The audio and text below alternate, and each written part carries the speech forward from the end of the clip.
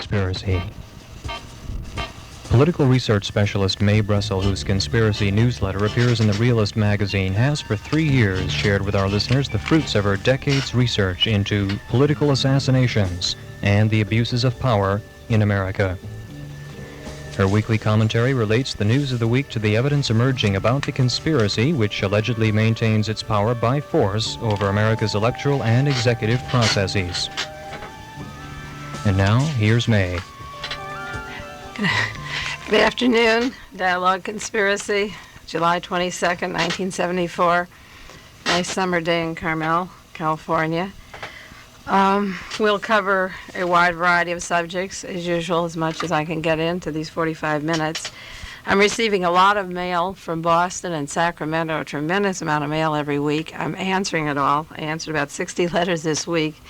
And I'll answer your questions, and some I'll answer on the air if I think they're broad enough for inclusive enough for everyone to share. A lot of them ask about the background of the work that I'm doing, and one of the best ways to find out this month on the newsstand, Playgirl magazine has an interview with me, and it gives a background of how I happened to get into my research and what I was doing at the time that John Kennedy was assassinated. So if you pick up the August 74 Playgirl, it'll give you a good background on how I got into the work, and it'll save me answering all of these letters personally. It'll be on the stand for another couple of weeks, and it's been out about 2 weeks. And I also get requests for the things I've written up to the present time. You can send me $2, and that covers the postage and the 3 articles that I did in the past 2 years. And I'll give you information on the new one. The SLA article is at the printers now and should be out in about 3 weeks. The Thunderbird still carries, in Carmel, California, the local bookstore carries those articles, and they seem to be in demand now with a lot of Watergate evidence breaking that I had printed 2 years ago.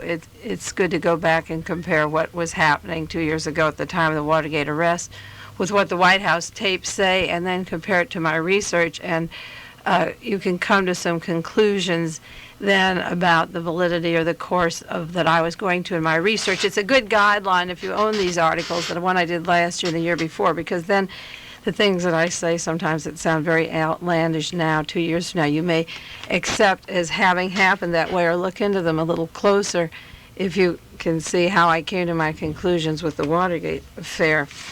On the news today was the subject of Philip Aggie, the gentleman from the CIA, worked with them 12 years, who's writing a diary.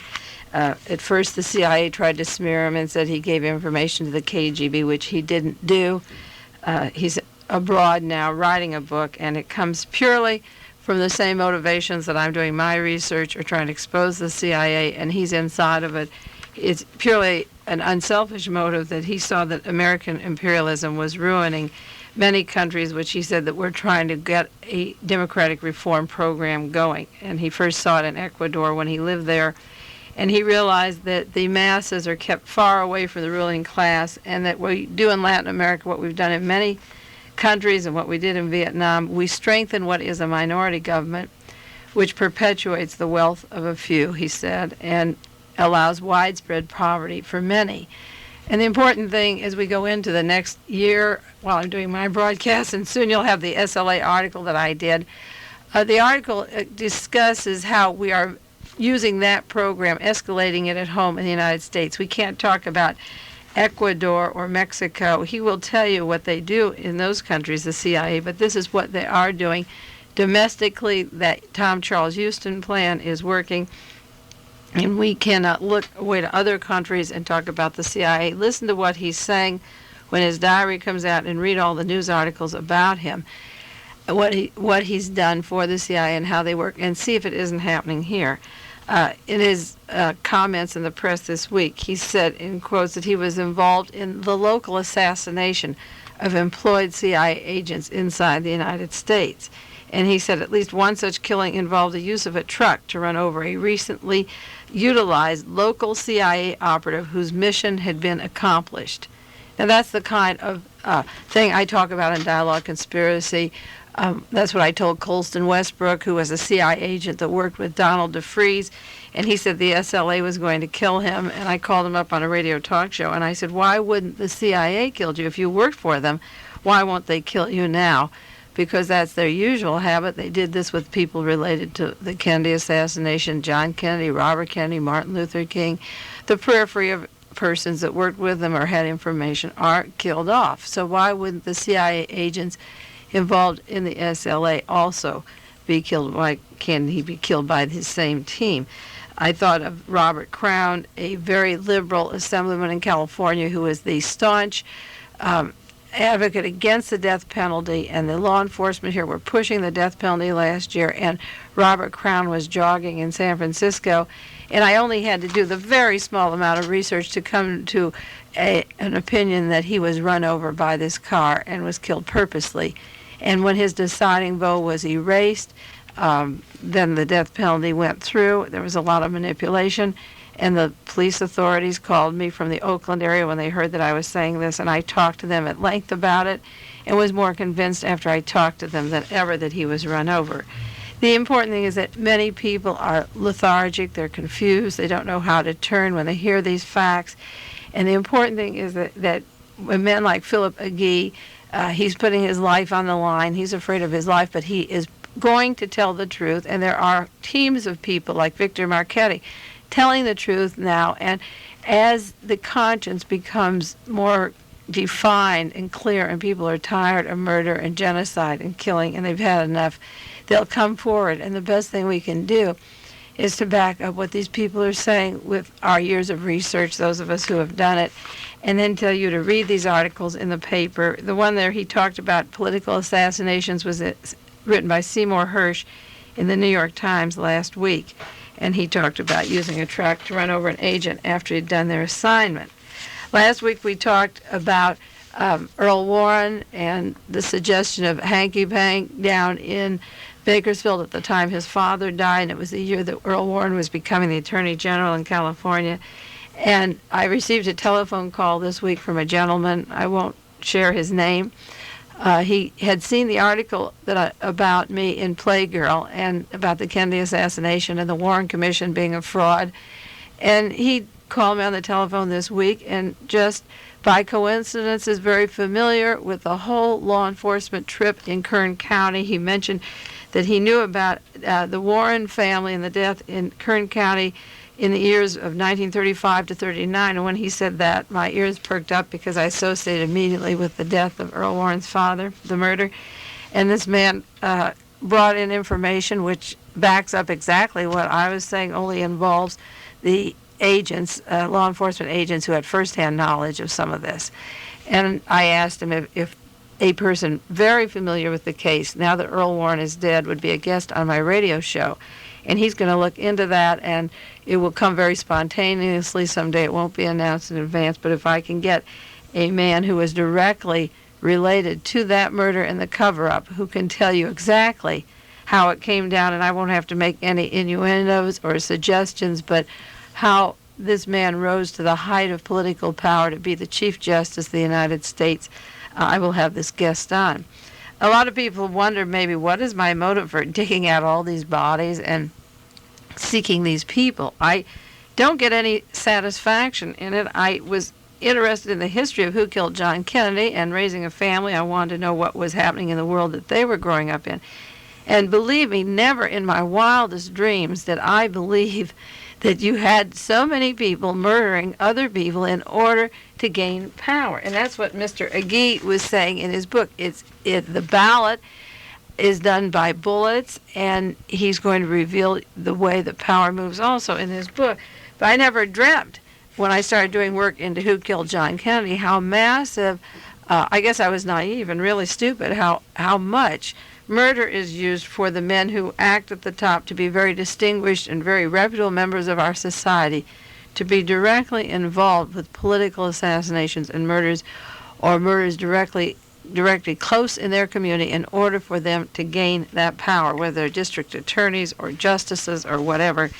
It is a common way of moving, and in my innocence, I got into this thing, and I've stayed with it ever since. I have spoken every week about the prison situation. I've mentioned a prisoner out in Soledad, Robert Hyde, who has been hounded continuously.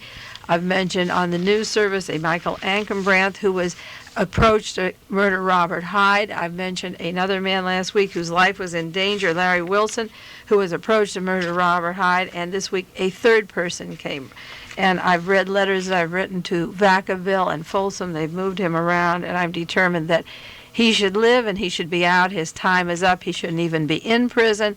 And I've studied the circumstances of why the prison officials are so anxious to get Robert Hyde. But this last case where they hired a man, or they didn't hire him, they approached him and gave him a weapon. They also, the prison officials whose names I have and I've called out there, also suggested that this man should take a code name of Dang and that he should leave the prison and become part of kidnapping two more of the Hearst girls, that there was a plan set up to kidnap two more of Patricia Hearst's sisters. And I called the FBI in San Francisco. The San Francisco Chronicle called me today. And I think the best way to get to this situation is to do a public exposure. The men out at Soledad deny it, but I know John Mitchell, the Attorney General, would deny that he was going to kidnap people or poison them with acid and send them to another country or blackmail them with all kinds of compromising positions. That's the Attorney General. And the assistant out at Soledad assured me that his career was involved in taking care of prisoners. His reputation was involved, and I assured him that my reputation as a researcher was equally important and that we're going to get to the bottom of this thing, because three men they're living like animals in an isolated section, four of them. Their lives are threatened. Their families have called me from three different areas, and I know terror when I see it. I know these families' terror. One woman came to me with her mother, and they drove all the way over from the prison to tell me what had happened, and we decided to give it the most amount of attention or publicity in order to stop this massive killing. There was a new stabbing at San Quentin today out here in California, and there's what they call a rash of walkaways from the prison. One man walked away from Folsom Prison, and I think it's important to save those names now, the walkaway, and see if they're involved in any more political kidnappings or assassinations. Well, why is this happening in California, and why is this important to talk to the East Coast and around the country? It's symbolic for one thing. George Jackson was in Soledad, and he called it Dachau or Auschwitz. When you talk about Nazi Germany, you think of a particular set of extermination camps or prisons, and I think we have our share out here in California where they're trying to kill the political prisoner or kill his mind. But also in California, we had the murder of Robert Kennedy, Senator Robert Kennedy. And you know, in Dallas, Oswald, the alleged assassin of John Kennedy, who didn't shoot him, was murdered in the police department. Jack Ruby died in the Dallas jail after a 3-week session of cancer and injections. So out in California, we have a man sitting in San Quentin named Sirhan Sirhan, who did not kill Robert Kennedy. And a lawsuit was placed by a gentleman named Mr. Zatko, Vladimir Zatko, and he filed it September the 11th, 1973, because Mr. Zatko claims that he was placed in San Quentin for the purpose of murdering Sirhan Sirhan. And this is the case that Robert Hyde had knowledge of, and this is why they want to kill the people who have knowledge of what is taking place inside the prison.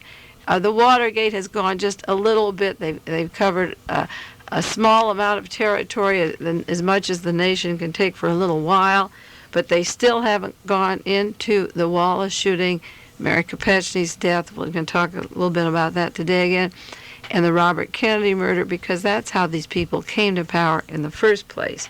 There was a news release this week that William Sullivan, in one of the White House tapes, took information that J. Edgar Hoover had on his desk, and that he controlled the presidents, that he blackmailed them for things that they had done in the past. And William Sullivan of Division 5 of the FBI is knowledgeable of all the past political assassinations. He's in a hospital now, resting up from what they have, these heart attacks where they send people off when the heat gets too hot. But Sullivan and these people are, for all purposes, in power because they're not exposed. And as long as they're not exposed, these continuous cycles of murders of prisoners and people inside our prison and our alleged assassins is going to go on. And Mr. Zatko placed a lawsuit against Richard Nixon, and I have a copy of it here. It was placed, as I say, September the 11th, 73, and I've read it on the air before, but I want to repeat part of it because he says that he has $25,000. As I said, I've received an advance payment of $25,000 U.S. dollars, which is still untouched and deposited in a California bank, and that it was given to him by the members of the White House plumbers, he says, and it's a lawsuit against Richard Nixon. This suit was sent to Honorable Judge Thomas McBride. It's a legal paper written up to Judge McBride. I have another document of Vladimir Zatko, which is signed September the 20th, 1973, where he says, while in San Quentin, I've been interviewed by the FBI, the Secret Service. I am tortured with lighted cigarettes on my forearms, and the spots are visible. I'm beaten, sadistically humiliated by the same persons. They applied a hypodermic needle and various substances that caused me, partially or totally, to lose control of my mind, free will, and senses. And such atrocities committed on my person result in paralysis in my left leg, ruin my health entirely for the rest of my life. Now, this is signed, it was notarized and sent in September 73. I reiterate that because these people know that Zatko is in San Quentin and he doesn't want to kill Robert Kennedy, and he tells the FBI, that's when his tortures come down. When I tell the FBI that Soledad is leaving people to let them escape, the people who talk get tortured and they get threatened for their life, that they'll be murdered and they'll be hung or they're locked up forever. And the FBI, I'm illustrating this over and over again because Mr. Kelly is saying that he can't find Patty Hearst and everybody should help them, and it's a disgrace. The public aren't at large out there helping them find, and I'm accusing them right now of not getting into all of these things and being behind the torture. I have a letter here, October the 14th, from Mr. Zatko to a researcher in Los Angeles. He says, I'm again in possession of a 1.5-inch needle containing highly poisonous substance, and it was given to him at the Adjustment Center, and he does not want to kill Sirhan. And Zatko is writing a book called From the Vatican to San Quentin. The Vatican I've mentioned on other shows, and I think it's important to see the connection of the Pope as being accused of receiving CIA money. He was in the OSS. And Zatko is writing a book, and I have a copy of the foreword from the book, and he criticizes the American prison system. He says the safety of every individual and every home is at stake if we don't get into the conditions and lawlessness and immorality that is passing in the American prison system. He says his name is not Zatko, it's Eugene Rangel, and he was given the name of Vladimir Alexander Zatko, who died in an automobile accident in Italy in 1968. He was given it by evidently the CIA and the White House plumbers. In his book, he says, the prison system in America, never forget, is a state within a state. It has its own system of courts and schools and press.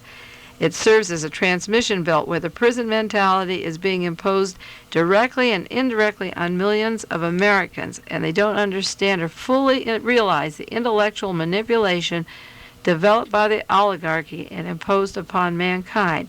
Even after reading this book, no man can penetrate the diabolical secrecy and the tremendous effectiveness of the intellectuals with which they have imposed slavery upon men and rule them by their schemes without any man ever realizing this during the course of history. He said, I have deep faith in the American people, and he's writing a book to tell them about the present system. And I believe sincerely that the American prison system, which is called Dachau by George Jackson and Auschwitz, is the answer to a lot of the things that are happening in our country today, will be resolved when you find out how certain persons are being manipulated inside the prison and being silenced, and everybody who knows about Zatko's being paid to murder Sirhan is being set up for a kill down the line.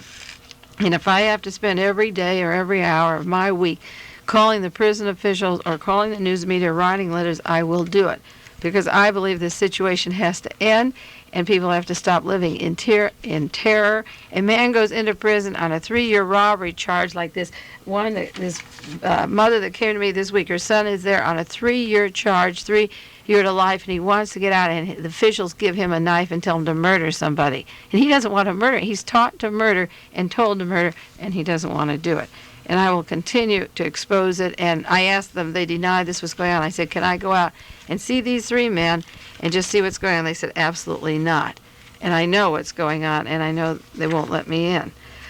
The New York, we're going on to another subject, and then to Mary Jo Kopechny. The New York Times had an article July the 6th, 1974. An employee of the CIA had to quit 2 years ago at the time of the Watergate arrest. This is another one named Arthur Hochberg, who is in Singapore.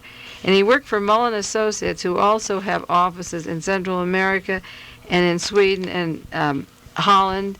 And it's been a cover of the CIA for many, many years.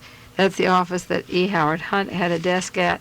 And I looked at my Realist article from 2 years ago, and I have there about Robert Bennett and the Mullen Associates, the public relations firm, being a CIA front. And there's quite a few references in that article 2 years ago about how can the Republican Party separate CIA money if the dummy fronts for the Nixon-Agnew re-election come through that office. How do you separate CIA funds from Republican money when you have unlimited money for every purpose to carry off an election? And one of the references in the Realist article I did was about Howard Hunt and his 1972 plans. And briefly, I wanted to mention today, because the William Sullivan name came out again in the news, the White House tapes, the news is full of them, and I get the Washington Post, the New York Times, there's just pages and pages of the impeachment evidence, the White House tapes. But there's one dated March the 22nd, 1973, and Richard Nixon says, I want you all to stonewall it. Let them plead the Fifth Amendment. Let them plead anything. He says, a cover-up or anything else if it'll save the plan. Now, the election is over. What is the plan? The elections are over. It's March 22nd, 1973. The plan, I've said many times, was that martial law plan. It's what Charles Colson calls a 7 days in May plan. It's what I had written up the plan. But you see it clearly in these tapes, to stonewall it, plead the Fifth, anything to save the plan. And the plan is still saved because nobody touches E. Howard Hunt or James McCord. They're the top boys of the CIA. They were very important at the Watergate Hotel, and they're still out. They're not in jail, and the plan is still operating. A little bit about the plan. I don't know what to make of this. I got a letter from a researcher in Ohio.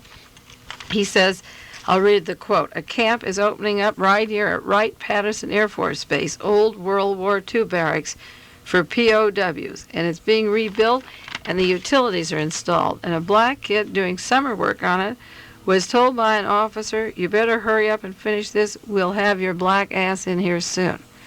It's run by the Army out of DESC, Defense Electronic Supply Company, and the rebuilding is called Operation PEIC. Now, the person who sent me this letter has just finished an article on refurbishing of concentration camps in America, which fits in with the position I take in the new SLA article I just finished. And he thought PEIC could be public emergency internment camps. So I'm going to read this over, and all of you who listen who want to take a part, I think of all the letters I get of the 60 I answered this week, maybe 50 said, what can we do? Well, you people can sit down and write letters. You can write to Senator Cranston or Tunney or whoever you believe in back in Washington. They're on summer vacation, so keep a duplicate. And if you don't get an answer, write later. If you know people in Ohio, have them check it up. I called Dick Gregory. He was in Oberon, Ohio at the last weekend. It's Wright-Patterson Air Force Base. Wright-Patterson Air Force Base, old World War II barracks. That's outside of Dayton, because this person that wrote to me is from Dayton, Ohio. And find out what the DESC, what is the Defense Electronics Supply Company by the Army, the Defense Electronic Supply Company, refurbishing barracks that they're threatening that they're going to round up black people and put in there. This wasn't a black radical they were talking to, and I don't take it as a figure of speech, because I'm watching certain news come down, and I think you should find out. And then we should write to Washington and find out what Operation PEIC is. That's all I know. Find out if it is the public emergency internment. find out how big this place is, who's refurbishing it, and if you hear of any more of these things in your states, because this show goes to different states, write to me and let me know. The same way I told prisoners, if you get any offer by a guard or somebody inside the prison system to give you a weapon to kill another prisoner, or if you get a chance to escape, to join a revolutionary group, write to me. Don't take the offer. You'll be killed like Donald DeFreeze anyway. Just write and give me the name of the person making the offer, just like you can go out and search if there are any more camps being refurbished. Let's get them together and collect some of this data. I also got word from a listener who has a shortwave radio, who listens regularly, has for many years, and she listened to a show down in Colombia for 2 nights. It was one on hunger and poverty in the United States, and they were saying on the air that millions of deaths could be avoided that are being caused by the United States. And that had a program down there that was supposed to be a measles program under the guise of a U.S. organization, Friends of America. They were giving children measles shots, immunizing them against measles, and it turns out that they were being sterilized, and they're testing sterilization because they fear normal birth rate. And there's 1 million people unemployed in Colombia. And the radio program went on to say that the ruling class isn't interested in these people and that the real solution is to eliminate them, and that they were sterilizing them under the pretext of helping them out in these rural areas, that they're giving massive sterilization by U.S. organizations. And this is something to check out. If the measles immunization is something like the sterilization. And remember the sadistic syphilis experiments that were going on in the South, and nobody spoke up for a long time till it was way out of hand and very tragic. So maybe we can find out some more about what's happening there. Well, it's the 5th anniversary of Chappaquiddick. Ted Kennedy had an outing at a house, at a cottage, and a car went over the ferry, and Mary Jo Kopechne was murdered, and that eliminated Senator Ted Kennedy from running for president in 1972. There's a good book on that by Robert Cutler called You the Jury regarding Chappaquiddick. I forgot to bring his address to the studio. I'll bring it next week. He lives in Massachusetts, and he's written a book on the impossibility of Ted Kennedy driving the car. But the importance of this article in the New York Times, it's in the magazine section, July the 14th, 1974, and I think it's important for 2 reasons. First, because the New York Times has covered up every possible conspiracy systematically and has been on the side of allowing truth to be disguised as something else. They hide the truth, bury the truth, and assassinate it and pass off some other cover story that suits the assassins as they want it to happen.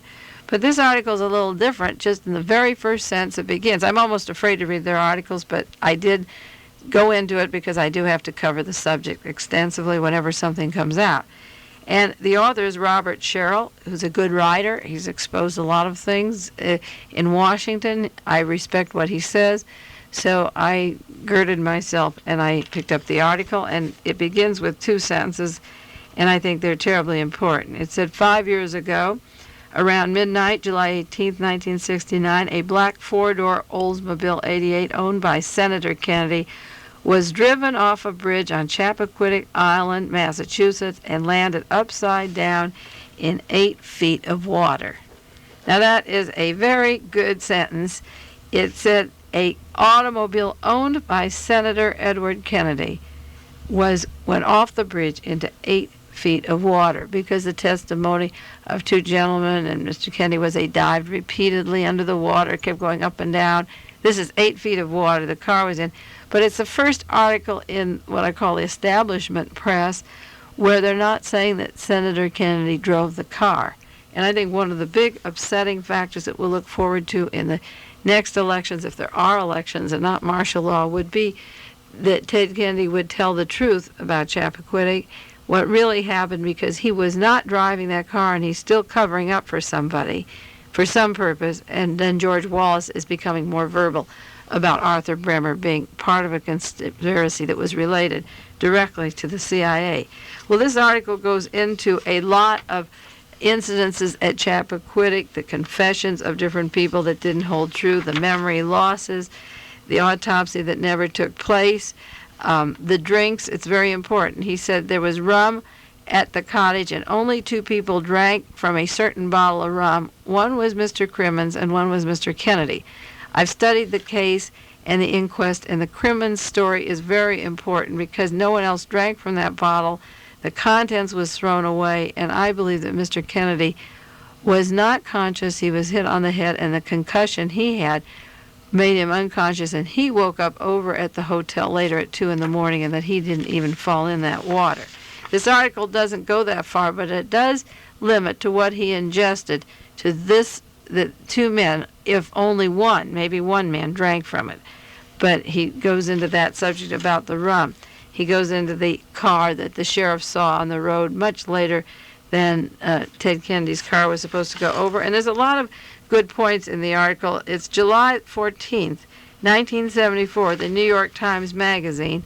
It isn't as good and complete as the book of Bob Cutler, but I will bring that address in next week.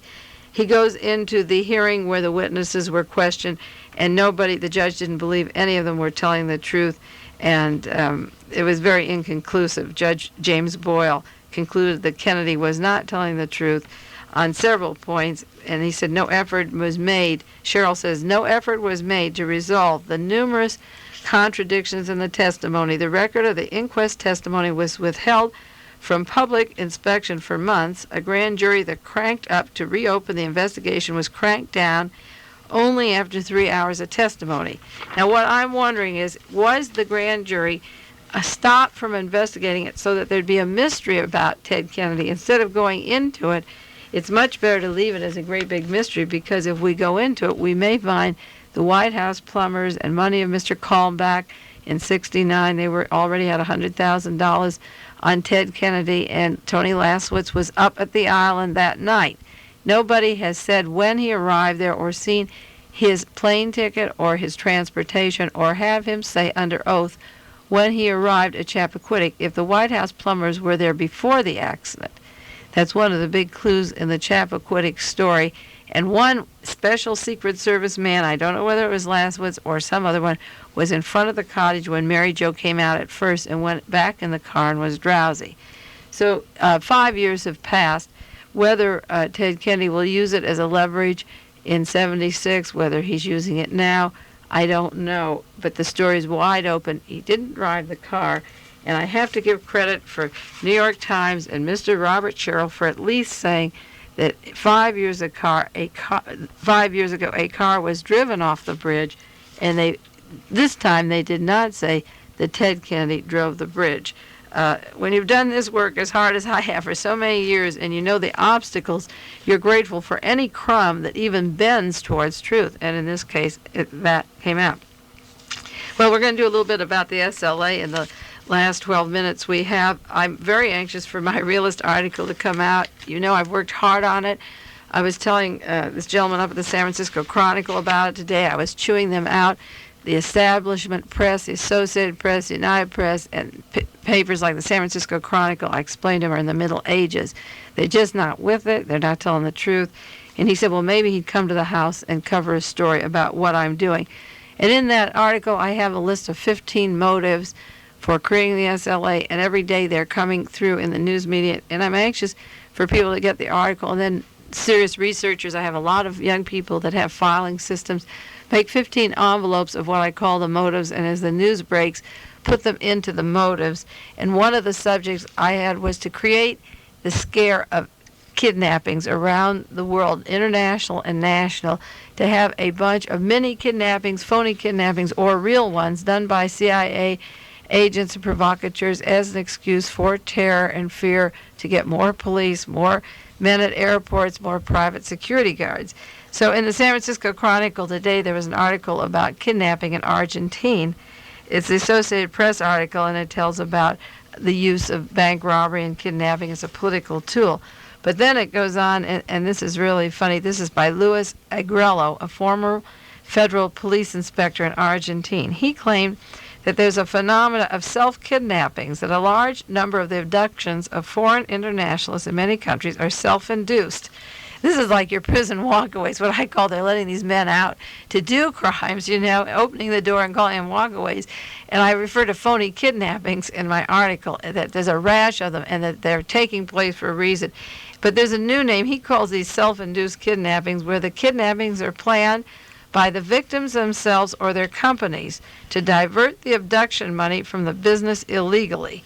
Now, I think it's more than that. They're getting their money back later, and they don't divert this money illegally. What they're doing is setting up a whole rash of kidnappings, like we had hijackings to get guards at every airport. They're setting up these kidnappings. The American businessman stands from this thing because the multinational corporations can have better control. The more police there are to protect their home and their property and their children, and their conscience tells them that people are getting smart and are going to go after them. So they set up these series of mini phony kidnappings, and I list a few in the article, and I have a lot more that I'll put in a book this summer. So when I read about what he calls these phony kidnappings, self-induced, that's like Mr. Dantzler down in Miami, Florida, who goes out to a boat, swims back to his car, and the car is just a few miles away, and he told people he was kidnapped and jumped off a boat, and money was transacted. He didn't do it for any corporation or bank where $30,000 or $40,000 is handed over. It's to put on the books that America had one more kidnapping. So if we carefully go into every one of these kidnappings, we could break the rash of kidnappings within a short period of time. Well, the police report is out on the SLA. My article went to the publisher just a week ago this Monday. It's being typeset, I think, today or proofread. But before the police report was out, I said that Camilla Hall and Nancy Ling Perry were shot at close range by the police department because no member of the SLA was meant to live. They didn't want them to tell the story of how this motley crowd ever got together. So this last week, the police report came out in L.A., and they said that Camilla Hall and Nancy Ling Perry were coming out of the house. You see, Thomas Noguchi, the coroner, said it was the most amazing thing that these people in the light of fire were so dedicated to their cause that he was going to do this great psychological autopsy on their minds. And in the article that I wrote called The Death Trap, I bring out the alternatives. There are only 4 alternatives to the death trap, and which one was it? And if these existed, if 3 existed, then the choice of burning themselves, the immolation, wasn't even a factor.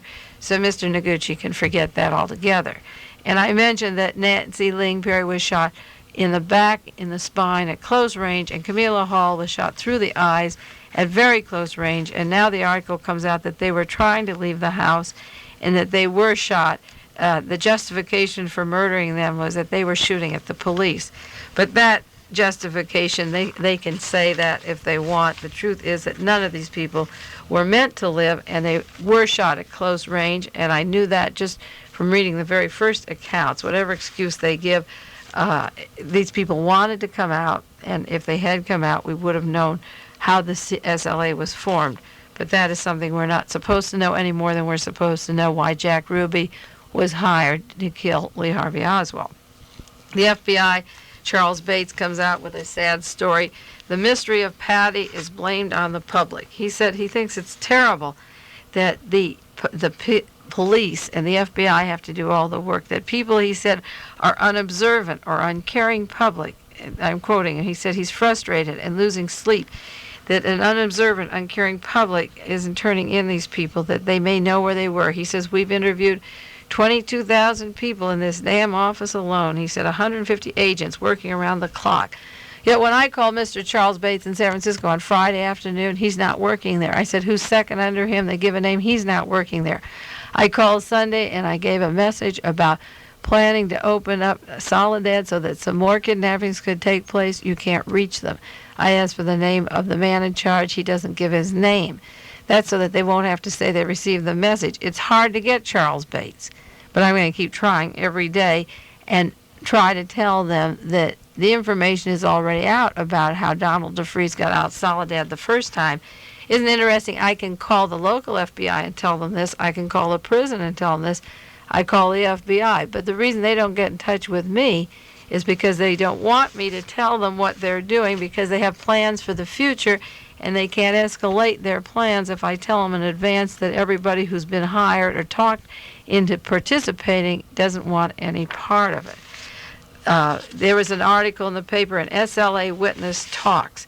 2 people were held in contempt of court. One was Paul Halverson, 29, who was called by the grand jury in San Francisco to talk about Camilla Hall, and he refused to give out information, and then finally he decided that he and his wife would turn over a few things that the FBI wants. His wife is in jail, but he condescended. So what did the FBI want from him? They wanted a postcard that Camilla Hall sent to him from Europe, that she was in Europe last summer. And it just said that she was having a good time and she was in Spain 2 years ago. Well, in the article that I have coming out, I talk about the very oppressed provocateurs in San Francisco. Willie Wolf spent 9 months in Europe before he went to Berkeley. Colston Westbrook had traveled to many countries around the world before he came to Berkeley and into Vacaville prison. I talked about William Harris going to Poland and Spain and Russia. And E. Howard Hunt's wife worked for the Spanish embassy, and Hunt was in Spain many times. And I think that the book that came out, The Black Abductor, is the style of E. Howard Hunt. And I'm wondering if the FBI isn't collecting all this information to hide where these people were in Spain or Europe, because these people travel quite a bit, and we're being told that they're very oppressed. And I told this gentleman at the Chronicle today, what about these hippies that are traveling around Europe? Who are they seeing? Where did they get the money to go there? What were they doing there? That all of a sudden they seem to have been all traveling around Europe, and they emerge in Berkeley and get right into the explosive prison system and the United Farm Workers, and filled with the Vents Ramos and all the radical organizations.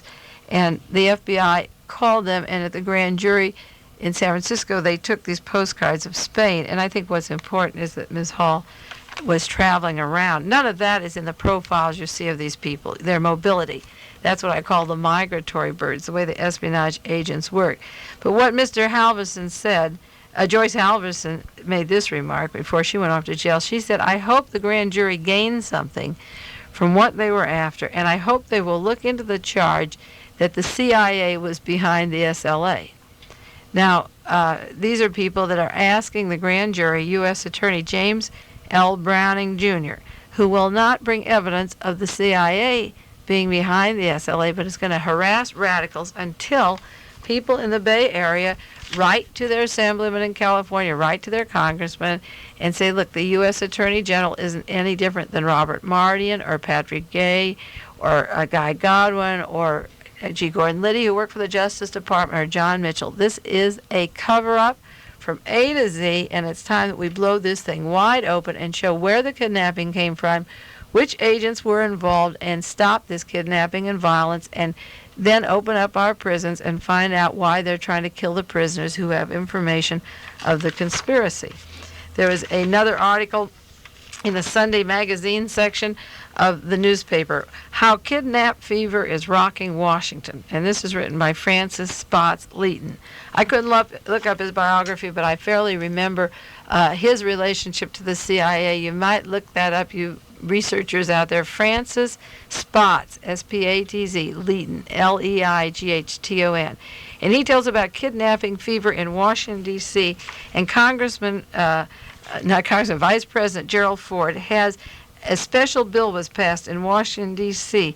to allow a large amount of money to protect Gerald Ford's daughter.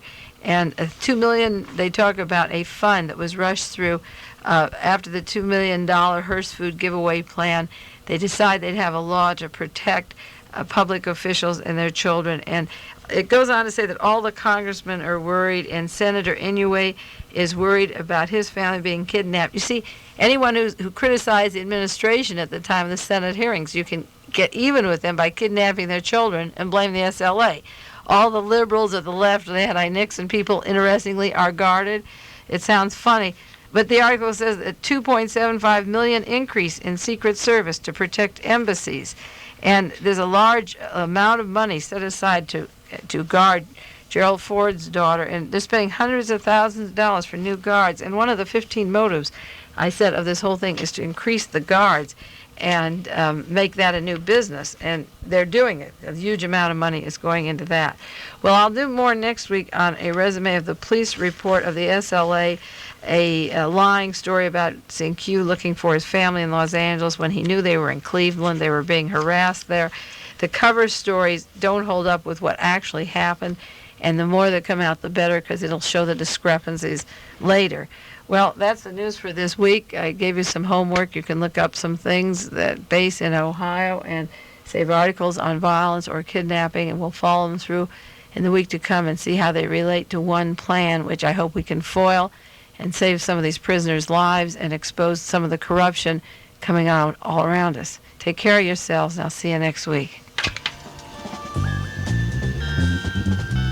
This has been Dialogue Conspiracy with political research specialist Mae Brussell, who for over 10 years has been researching the facts behind the political assassinations in this country so that the truth may be revealed.